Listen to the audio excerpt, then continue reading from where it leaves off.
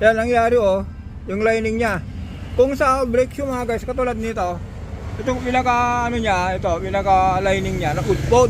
Ito, oh, kinain nyo po, bakal to bakal po. Katulad nito sa kabila ito. Okay naman dito sa ano, ito po sa flywheel, ito po sa clutch disc. Dito sa clutch cover. Ang nangyari po kasi niyan, parating nakaawak ng clutch, ito parating nakadin ito. Itong release bearing, yan. Ganyan, yan. Parating nakaawak yung ano, yung clutch pedal hanggang ito nag-i-slide. Yan. Umiikot po niyan. Ayan ang nangyari diyan. Kaya yan, short video lang tayo rito para sa mga baguhan na driver.